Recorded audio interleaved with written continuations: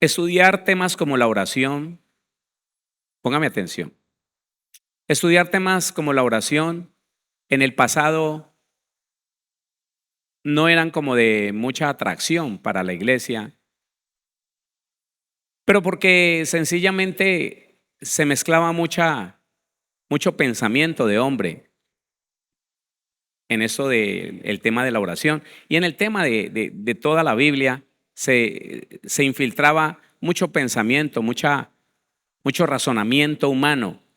Entonces, hermano, la gente en mi tiempo, 1999, una vigilia era, hermano, así como lo es ahora en este lugar, era pero anhelada siempre, hermano, anhelada, anhelada. Pero que no dijeran vigilia de oración, porque no se llenaba la iglesia.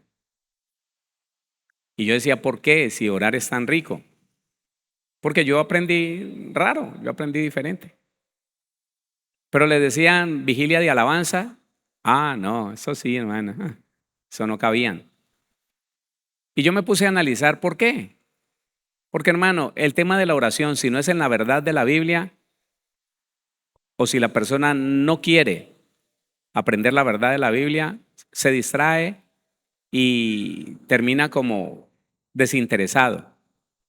Pero la oración es de lo más importante, hermano, conocer la verdad de cómo nosotros poder tener una relación cercana con Dios. La oración es sencillamente la forma de llevar una relación con nuestro Dios. A ver, póngale atención a esto. ¿Usted qué hace para tener una relación con la persona que ama? ¿Qué hace? ¿Conversar? ¿No? ¿Diálogo?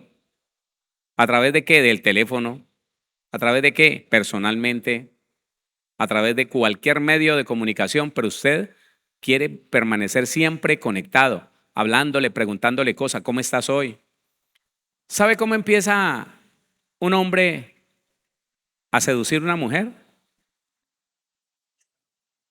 A través de tomarle el WhatsApp y empezar a preguntarle, hola reina, ¿cómo estás hoy? ¿Cómo amaneciste?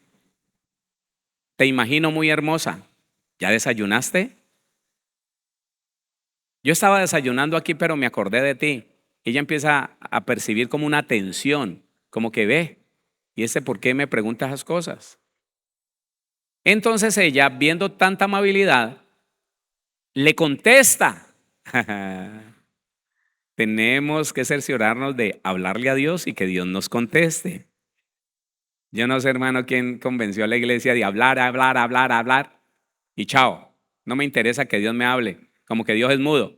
Padre, en el nombre de Jesús, 1 hora, 2 horas, 3 horas, 4 horas, amén y amén. Y se fue. No, hermano.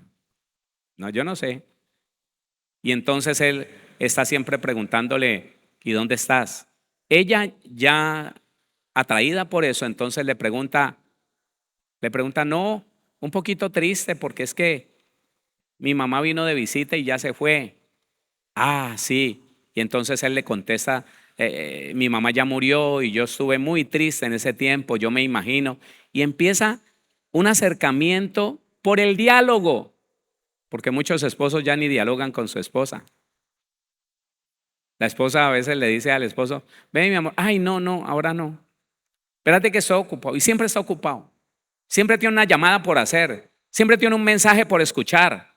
Un mensaje por enviar. Y cuando ya le dice, ¿qué me ibas a decir? No, no, ya no. Ah, bueno. Estamos tan ocupados que no tenemos tiempo ni siquiera para hablar.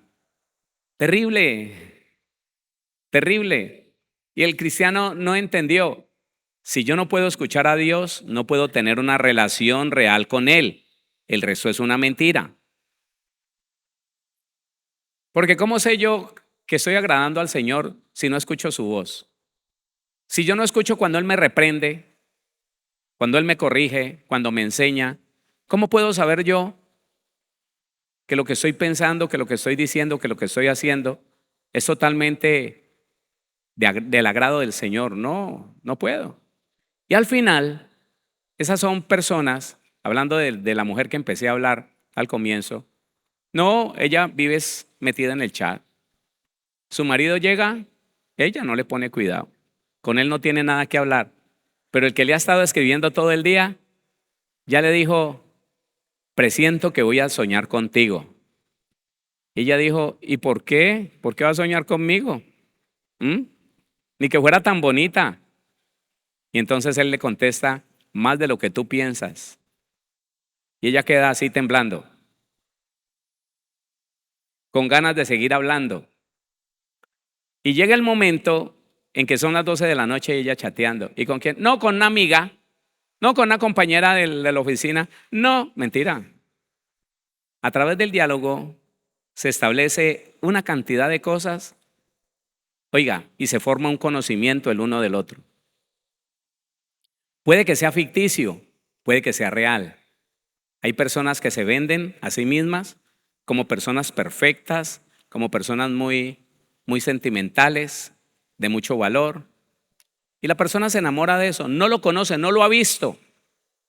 O puede que sí, pero está inmensamente impactado, inmensamente impactada de lo que ella le dice de sí misma, de lo que él le dice de sí mismo. Y el cristiano no le interesa saber de Dios, el cristiano no le interesa escuchar a Dios. Terrible, hermano. Entonces, la oración es el modo, es la forma, pero oración con comunión. ¿Qué cosa? Oración con comunión. Porque si yo digo que oro y digo que oro más que usted, que oro 3 horas, pero esas 3 horas no hablo sino yo, no pasa nada. A través de la comunión es que el Señor me da de su carácter y usted puede ver en mí una transformación, un cambio. De resto no pasa nada, hermano. No. Usted puede conocer personas con muchos años de ir a una iglesia, pero son genio y figura. Explosivos, irritables, se molestan fácil. Fosforito, le decía a mi mamá a esa clase de hijos. Usted es fosforito, pero habla de Dios y conoce de Biblia y dice aleluya y saluda a los hermanos. Bendiciones, hermano, le bendiga, pero no ha cambiado. Porque escuche, los cambios permanentes solamente llegan en la presencia de Dios. Y estoy hablando que la presencia de Dios no es ponerse a hablar como un loco, como un loro, bla, bla, bla, bla. No, la presencia de Dios es pedirle al Señor que me hable, que se acerque a mí. Yo me acerco a ti. Quiero saber esto. Ah, ahí sí. Ahí es donde las verdades del Evangelio se revelan a la vida de ese ser humano, de ese cristiano, de esa cristiana, y empieza a cambiar. Eso lo vamos a ver en el transcurso del estudio. Estamos como introducción estudiando Juan capítulo 17, que es la oración más extensa que registran los evangelios con relación al Señor Jesús. El Señor Jesús es nuestro ejemplo, es nuestro modelo. No deje de hablar con su esposo, con su esposa. No deje de hablar con sus hijos. Escúcheme, si hay algo bien valioso dentro de su tiempo, es el tiempo que usted usa, que invierte en escuchar sus seres queridos. Es la única manera de no desconectarse. Es la única manera que no va a resultar con una sorpresita un día de estos. Mire, yo he escuchado padres y madres de familia, pero muchos, que me vienen diciendo, pastor, es que me llamaron del colegio. Mi hijo tiene 15, mi hijo tiene 14, mi hijo tiene 16. Me llamaron del colegio y me contaron algo de mi hijo. Me contaron algo de mi hija que yo nunca lo podía imaginar. Jamás me imaginé que eso fuera a llevar. Porque te desconectaste. Porque llega una edad en que el padre y el hijo no tienen mucho de qué hablar, porque son dos generaciones diferentes y el padre no entiende que tiene que bajarse, escúcheme, tiene que bajarse al nivel de su hijo para poder seguir teniendo un diálogo que le genere confianza a ese muchacho, que le permita en cualquier momento de dificultad abrirle el corazón a ese papá, a esa mamá y decirle, tengo un problema, papá, pero no me vaya a regañar. No, hijo, estoy para ayudarte. Ah, pero los padres se desconectan y, pastor, mire, yo nunca me imaginé que mi hijo, que mi hija fuera a resultar con eso. ¿Sabes por qué? Porque te desconectaste y no lo conoces. Tú no conoces a tu hijo, tú no conoces a tu hija. Los hijos no conocen los padres porque no hablan lo suficiente, porque no tienen una relación cercana. Comunión, asamblea permanente. ¿Cuánto menos hemos llegado a conocer a Dios si jamás nos interesamos por escuchar su voz? Si le llamamos oración a repetir palabras, a decir palabras durante cierto tiempo y al final sellar con un en el nombre de Jesús. Pero es una oración personal. No deberías terminar así. Deberías terminar diciéndole, Señor, ahora te voy a escuchar. Ahora me voy a quedar callado y te ruego, por favor, contestes a mis preguntas. Me hagas saber, me hagas entender, me permitas reconocer.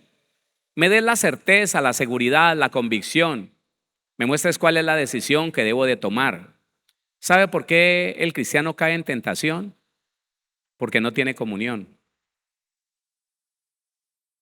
Y lo poco que oraba se le olvida o muy atareado, muy atareada. Eso poquito que oraba lo deja de hacer y entonces está en la misma carne para explotar, para reaccionar mal con ira, para dejarse deprimir, entristecer o para dejarse seducir. Es por eso. Juan capítulo 17, leamos desde el 7, por favor. Juan 17, 7. Está el Señor Jesús permitiéndole a sus discípulos que escuchen lo que es el modelo de una oración personal, donde se puede interceder, donde se puede hacer guerra espiritual, pero muy diferente a la intercesión y a todo lo que se hace en una oración colectiva. Porque yo no me dirijo sino a mi Padre y le ruego y le agradezco. Es diferente. Entonces el Señor, para dejar el modelo de la oración personal, le permitió a los discípulos escuchar su oración al Padre. Y dice el versículo 7, ahora han conocido que todas las cosas que me has dado pertenecen o proceden de ti. Porque las palabras que me diste les he dado, y ellos las recibieron y han conocido verdaderamente que salí de ti y han creído que tú me enviaste. El versículo 9, yo ruego por ellos, no ruego por el mundo, sino por los que me diste, porque tuyos son. Y uno debería de meditar en esas palabras del Señor Jesús. ¿Nosotros somos de quién? ¿Usted de quién es? Piénselo, porque si todavía no ha caído en cuenta de que un día el Señor Jesucristo se atravesó en su camino, se reveló a su vida y te hizo hijo de Dios. ¿Te hizo qué? El Señor Jesús dice, tuyos son y me los diste. Ese pedacito sí sería bueno que usted lo meditara. Tuyos son y me los diste. El mejor regalo que Dios, el Padre, le hizo a Jesucristo fue usted. Pero si lo entiende, diga amén, si no, no. No diga amén porque yo se lo digo. Dios me guarde, pero podría estarle diciendo una mentira.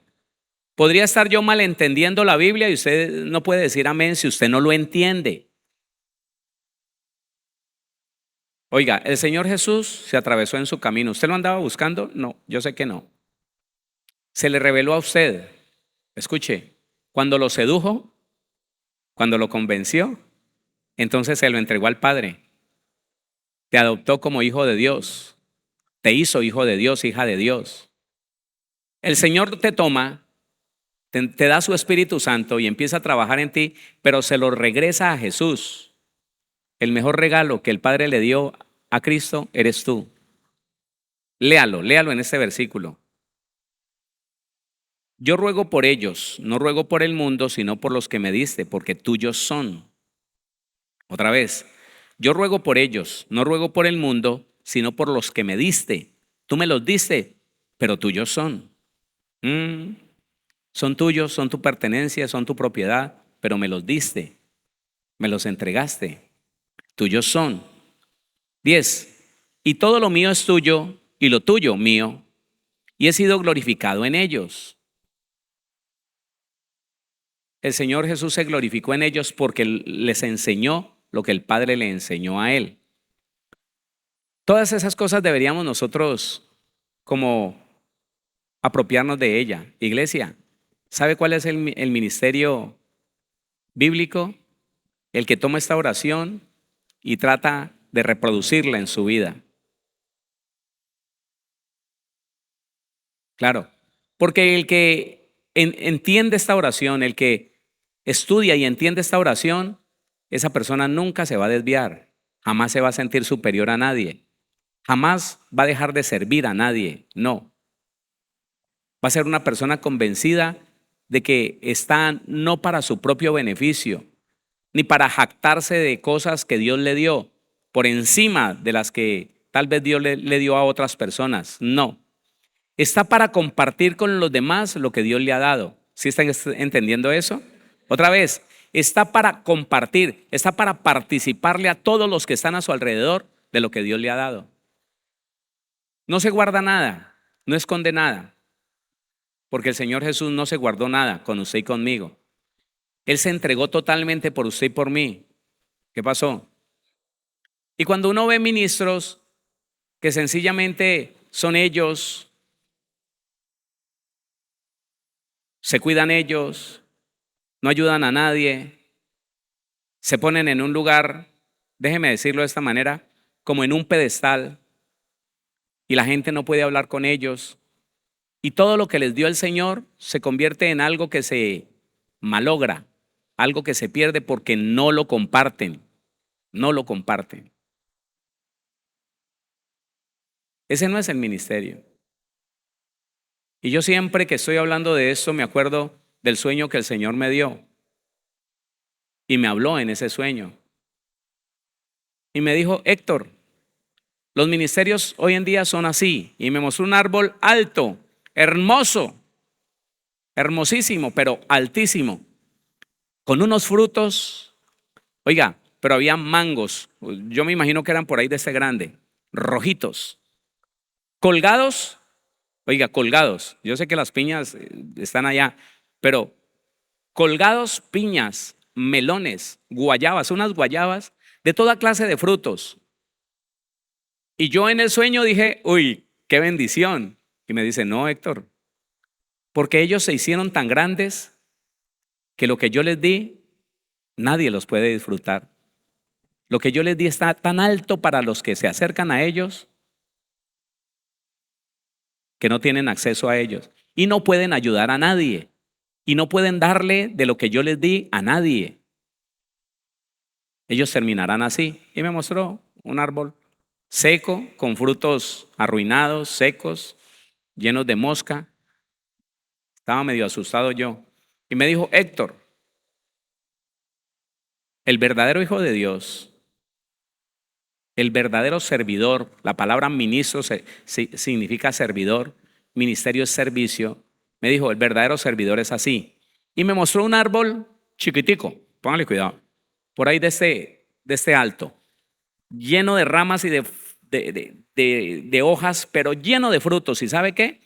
Los mismos frutos que tenía el otro árbol grandísimo eran tan pesados, tan grandes que arrastraban, tocaban el piso. Y yo le dije, pero tan raro, ¿no? Yo le dije, Señor, explíqueme. Y me dijo, así es que yo quiero que mis hijos sean, que todo lo que yo les he dado esté al alcance de todo el que llega a pedir ayuda. Aun si viene arrastrándose, va a poder tomar de lo que yo le he dado a mi hijo y va a poder beneficiarse de lo que yo le di. Hermano, frutos a ras del piso.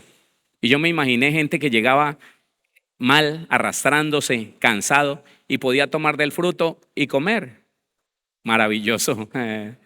Yo me desperté y yo dije, uy, Señor, ¿cuánto nos falta?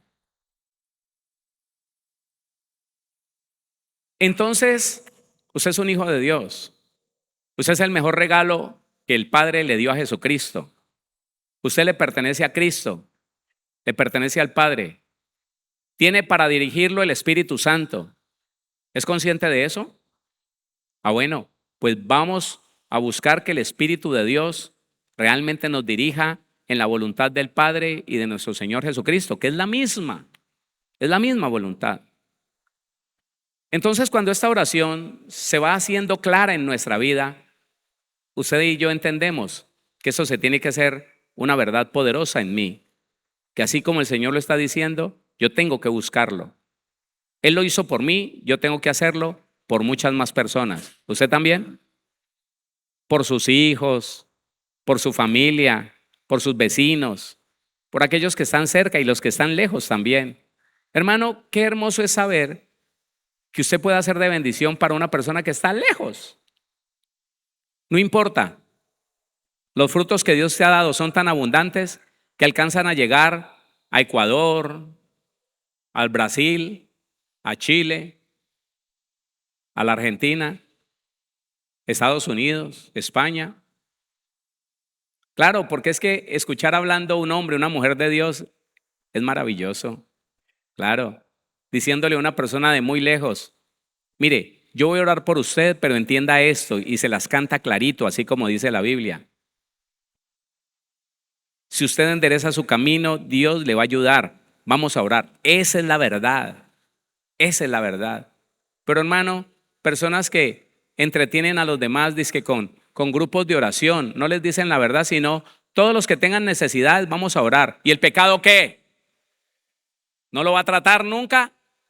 No, pero Dios le va a ayudar. Mujer, varón, Dios le va a ayudar. ¿Cuál es la petición suya? No, que estoy en la desgracia, que estoy en la maldición, que estoy en la enfermedad. No les dicen nada, nada. Lo que leen es una palabra, una promesa, una palabra de aliento. Así te dice el Señor, yo Jehová te recogeré. Sí, ¿el pecado qué? Ella está enferma por la amargura que tiene. Él está en la ruina por ilegal. ¿Nadie le va a decir nada entonces? El fruto que Dios te dio, el conocimiento que Dios te dio, de nada sirve, se va a secar en tus ramas y nadie va a poder disfrutarlo porque no te atreves a decir la verdad. No, hermano, no, así no es. Así no es. Yo no me pongo a pensar qué dirán. No me pongo a pensar. La Biblia dice, y hay personas que en otro tiempo empezaron contentos a enviar sus ofrendas. Qué bueno, pero yo no me muevo por eso, hermano. El día que les tuve que decir la verdad, usted está en pecado, usted se tiene que apartar de ahí, usted es un hombre comprometido, no tiene por qué tener esa amistad, está desagradando a Dios y se va a ir para el infierno. No volvió a llamarme ni a nada, no me importa. Porque los frutos, oiga, los frutos de justicia, ¿sí escucha eso? Los frutos de justicia se siembran en paz y producen salvación. Si no, no estás haciendo lo correcto. El Señor Jesús no le negó la verdad a nadie. ¿Y todo el mundo lo quería? No, porque el que no se quiere arrepentir no le cae bien, no le suena bueno lo que uno le dice. No, para nada. Pero usted tiene que decir es la verdad. ¿Qué cosa? La verdad. Dice entonces, y todo lo mío es tuyo y lo tuyo mío, y he sido glorificado en ellos. 11. Y ya no estoy en el mundo, oiga, y ya no estoy en el mundo, mas estos están en el mundo. Y yo voy a ti, Padre Santo, a los que me has dado, al regalo que me hiciste, a los que me has dado, guárdalos en tu nombre. A los que me has dado, guárdalos en tu nombre, para que sean uno, así como nosotros. Y aquí empieza algo que la iglesia nunca entendió. Aquí, dentro de la oración personal del Señor Jesús, empieza Él a decir algo que la iglesia no entendió. Hasta el día de hoy no entiende. Unidad. De hecho, hablar de unidad es confundir a mucha gente, porque no se ha hablado realmente qué es la unidad. El Señor aquí le está diciendo al Padre, Padre, guárdalos para que sean uno, para que sean un solo cuerpo, para que estén de acuerdo en una misma cosa. ¿Y cómo hacen eso? Si un pastor piensa una cosa y otro pastor predica otra cosa, y el uno contradice al otro, y el otro dice tener más revelación que el otro, ¿cómo hacemos para estar unidos? Hermano, pues dejar el orgullo, dejar de inventarnos cuánta cosa se nos ocurre y empezar solo a leer y a entender lo que dice la Biblia. Solo eso, sin inventarnos nada, sin argumentar, sin aumentarle, sin quitarle. Ahí está la Biblia. Y cuando todos entendamos de una misma forma la Biblia, la interpretemos de la misma manera y la vivamos de una sola forma, aunque no nos conozcamos con los cristianos de la China, no nos conocemos con los cristianos de Argentina, estamos en unidad. Porque la unidad solamente se dará en la verdad de la palabra.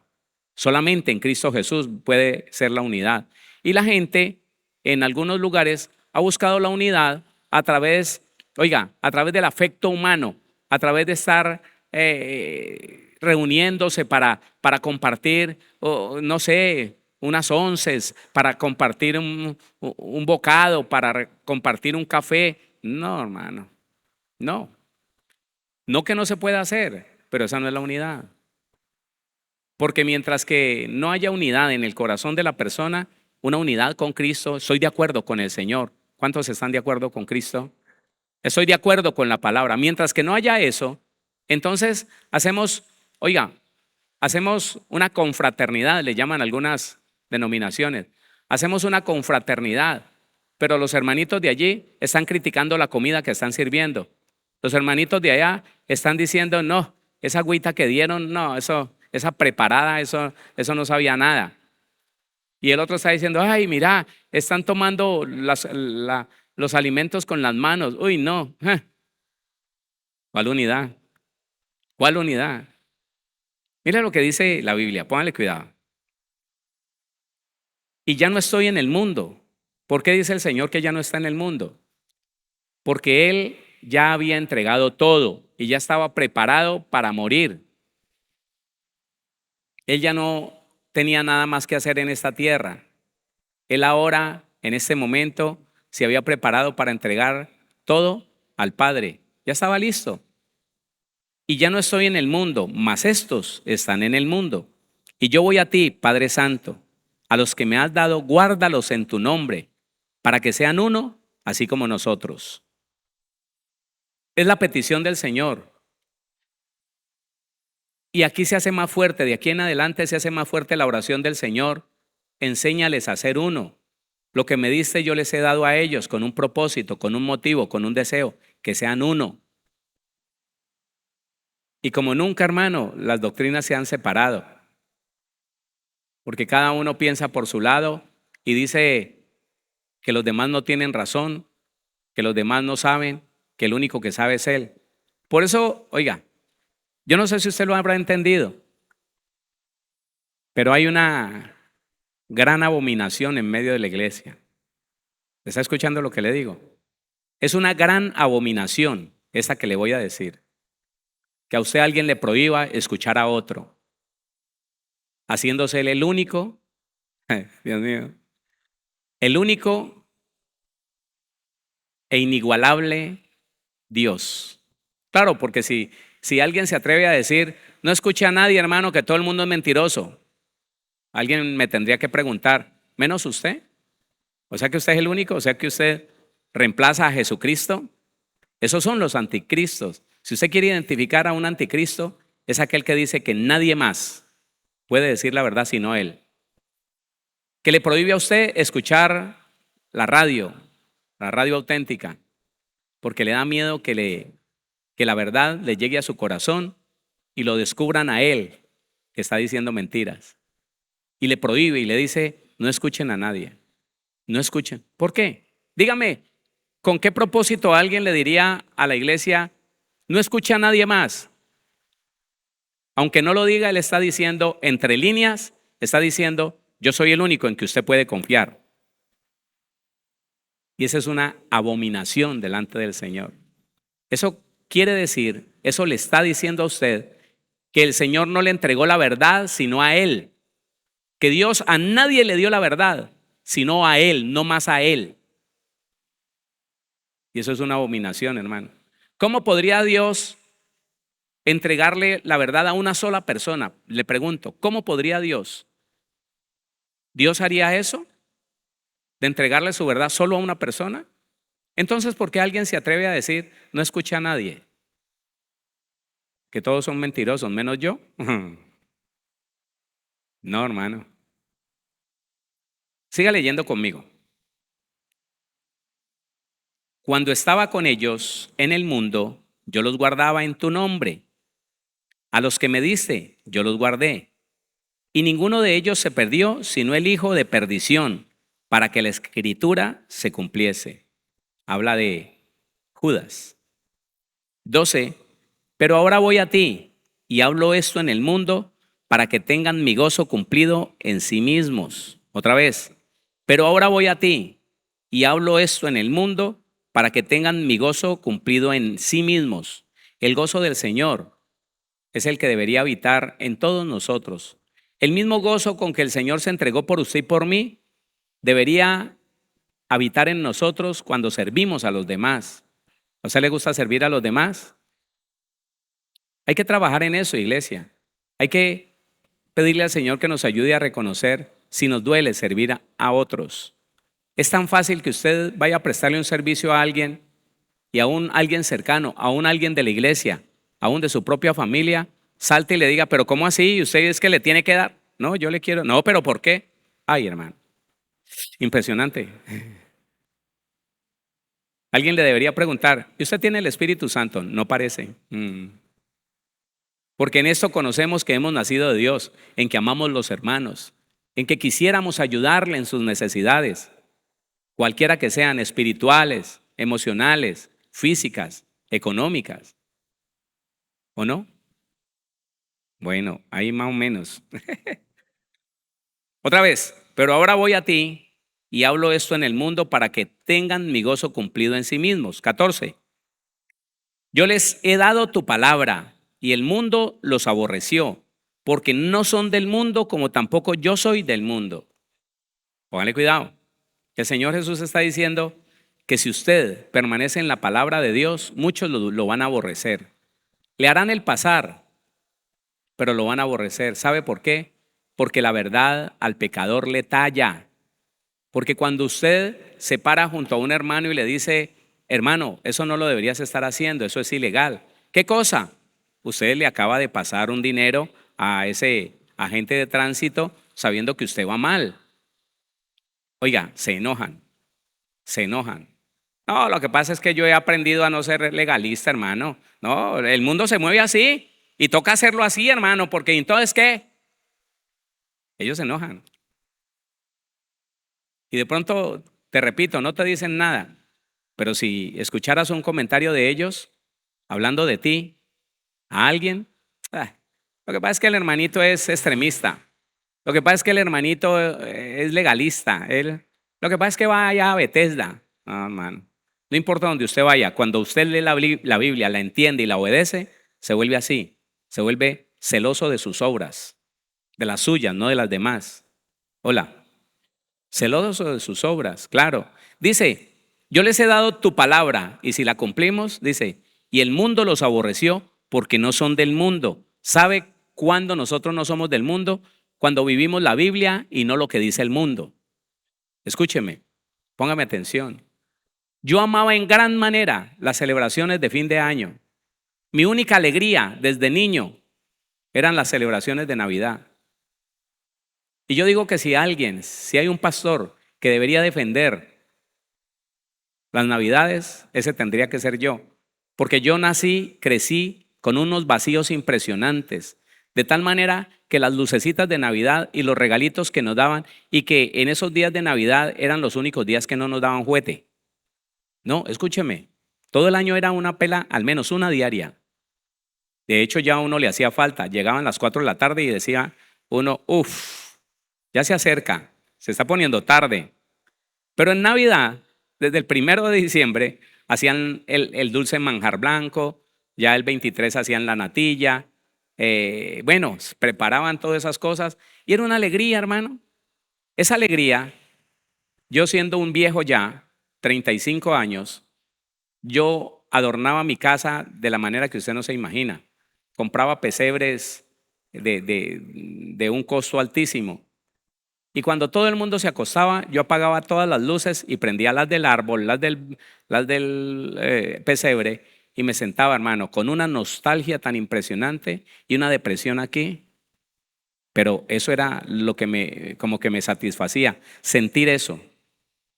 Cuando yo llego al Señor, póngame atención, cuando yo llego a Cristo y entiendo claramente, sin que me lo enseñara un pastor, 18 meses leyendo Biblia solo con mi familia. Cuando yo entiendo, hermano, que el Señor me dice, ya no eres del mundo, el mundo es una puerta ancha y todo el mundo pasa por él, pero pasa para la condenación. El Evangelio es una puerta angosta que no acepta nada de lo que se hace en el mundo, de lo que se inventó en el mundo, para los que están vacíos, para los que quieren robarle un poquito de alegría al mundo y lo tienen que hacer a través de las celebraciones, del licor, etc. Ese mismo día, hermano, ese mismo día dije yo, no más. Y la felicidad tan grande que fue encontrar en Dios mi alegría, mi gozo, a mí nunca me hizo falta eso. ¿Quieres saber quién pertenece al mundo? Esas personas que se desviven por celebrar el Día de la Mujer, el Día de la Madre, el Día del Padre, Navidad y todas esas celebraciones que los religiosos católicos se inventaron en base a unos ídolos. Averígüelo. Ellos pertenecen al mundo, ellos no se desconectaron del mundo. Pero aquí el Señor está diciendo en una oración que deberíamos nosotros como estudiarla, analizarla a la luz de la palabra y mirar qué cosas tenemos que cambiar.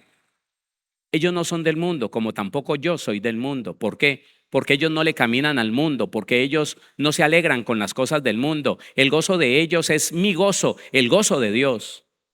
¿Qué pasó? Léalo. Yo les he dado tu palabra y el mundo los aborreció, porque no son del mundo, porque no practican las cosas del mundo, porque no celebran las cosas del mundo, por eso los aborreció.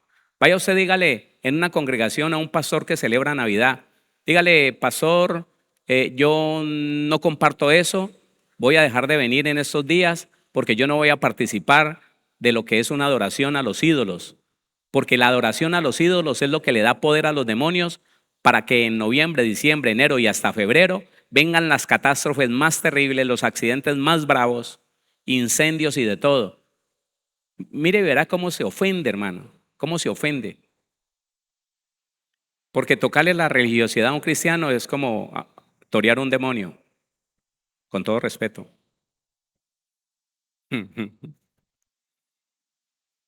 Pero usted dice, yo ya no soy del mundo, entonces dice, hermano, hagamos a un lado al hermano fulano, él está lleno de cucarachas esa cabeza. ¿Quién sabe a quién está escuchando? No, nosotros le estamos celebrando el cumpleaños al Señor Jesús. Puro cuento, hermano, pura mundanalidad. Léalo. Yo les he dado tu palabra y el mundo los aborreció. ¿Por qué? Porque se alinearon a la palabra y no le comen cuento al mundo y a sus tradiciones. Entonces el mundo los aborrece. Dice la Biblia, porque no son del mundo, como tampoco yo soy del mundo. En Mateo dice, si fueran del mundo, el mundo amaría lo suyo. Y uno ve que el mundo ama a los cristianos que se mezclan con todo mundo, que van de ferias, y son cristianos.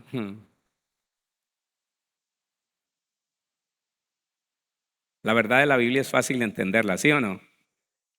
Yo les he dado tu palabra y el mundo los aborreció, porque no son del mundo, como tampoco yo soy del mundo. ¿Usted se imagina? Tremendo. ¿Usted se imagina si el Señor Jesús estuviera entre nosotros? ¿Se imagina celebrando todas esas festividades? ¿Sí? ¿Vamos a hacer la natilla para el 24 o qué, muchachos? Absurdo. Versículo 15. No ruego que los quites del mundo, sino que los guardes del mal. O sea, el Señor no dice, no los voy a meter en una cajita de cristal para que nadie los toque y no tengan riesgo de contaminarse. No dice eso. Ellos van a estar en medio de la contaminación, pero guárdalos del mal. ¿Qué será guardarlos del mal? Del pecado, del engaño, de la mentira, de la carne, del mundo. Eso es. Dice, no ruego que los quites del mundo, sino que los guardes del mal. Y la palabra mal, lo hemos visto 41:90, dice algo dañino, algo malo. algo que influencia al ser humano para lo malo. Eso es el mal. Y dice el 16, no son del mundo, como tampoco yo soy del mundo. Vuelve y lo repite, ellos no son del mundo. Si usted ve a un cristiano participando de las cosas del mundo, no es de Cristo. Si se desconectó del mundo, es de Cristo, porque ya no es del mundo, ahora es de Cristo. Pero si es del mundo, no es de Cristo. No podemos ser de dos señores. No podemos pertenecer al mundo y a Dios. No, o somos del mundo o somos del Señor. ¿Quién entiende eso? No son del mundo, como tampoco yo soy del mundo. 17, y hasta aquí llegamos. Santifícalos en tu verdad. Tu palabra es verdad. Este versículo nos ratifica a nosotros que nosotros no podremos nunca avanzar ni ser santificados sino en la verdad de la palabra. Escúcheme, no nos apartemos ni a derecha ni a izquierda de la verdad de la palabra. No vayamos más allá, no nos inventemos cosas que no están en la Biblia, pero tampoco le quitemos cosas a la Biblia. No está bien. La santificación vendrá cuando usted y yo tomemos la palabra como es y sin quitarle ni ponerle, tratemos siempre de vivir la palabra. Mire, entienda esto. Inventarse un mandamiento que no está en la Biblia es tan pecado como violar un mandamiento escrito. Se lo voy a poner más claro. Decir que usted puede aborrecer al malo es tan malo como decir que usted no puede volver a vestir una prenda oscura porque es del diablo, así, igual. Decir que usted puede fornicar, que puede tener una relación sin casarse con su novia, con su novio, porque es que Dios sabe que se aman y el argumento del pecador, del carnal, es lo mismo que inventarse un mandamiento que no está en la Biblia, cualquiera que sea, cualquiera. Solo es en la palabra, iglesia. Y el Señor en esa oración nos enseña, solo es en la palabra. Santifícalos en tu verdad. Tu palabra es verdad. ¿Cómo vamos a ser santificados nosotros? Observando la palabra, obedeciendo la palabra. Oiga, perfeccionando la santidad en el temor de Dios, en el temor que nos lleva a obedecer la palabra.